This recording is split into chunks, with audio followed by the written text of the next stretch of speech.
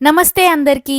అసలు ఈరోజు 31 అని చెప్పి బయటికి రాంగానే ఏదో టైమ్ మిషన్ తోటి ఇండియాలోకొచ్చేసినానా అనిపిచ్చింది. అంత రష్ ఉంది. సడెన్‌గా ఇంత రష్ జూసి 4000 పెట్టి కొన్న టికెట్ వేస్ట్ అయిపోతదేమో అని మస్తు భయమయింది. ఎందుకంటే ఈ జనాల మధ్యలోనే హ్యాపీ న్యూ ఇయర్ అని అరవాల్సొస్తదని. అసలు మనకున్న హైట్‌కి ముందట ఏమైతుందో గూడా అర్థమైతలేదు. నా రూమ్‌మేట్ జూడుర్రి తొంగి తొంగి చూస్తుంది.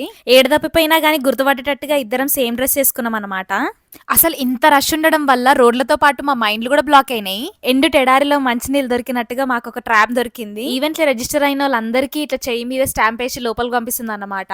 మాకున్న ఆగానికి తప్పిపోయి మేము వేరే క్లబ్‌లో కూసోని ఏంది ఎవ్వరు లేరని అనుకున్నాము. కాదు మీరు బుక్ చేసుకుంది పైనున్న క్లబ్‌కి అని చెప్పేస్తే మేము పైనకి పోయినాం. చూసేసరికి ఇంకా జాతరే.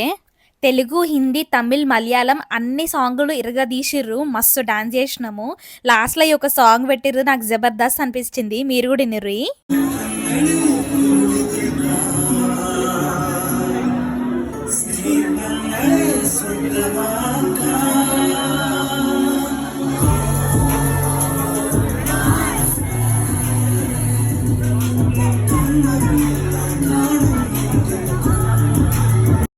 అట్లా ఎంజాయ్ చేసిన ఒక గంటకి 12 అయ్యింది.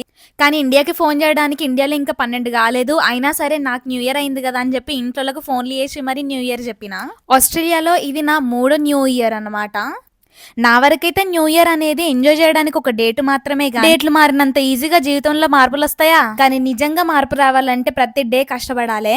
కష్టపడే ప్రతి ఒక్కరికి అడ్వాన్స్ గా కంగ్రాచులేషన్స్. అందరికి wishing you happy new year. New year అయిపోయిన వారానికి చెప్తుందేంద్రా నాయన అనుకోని కోపం తెచ్చుకోకుర్రి.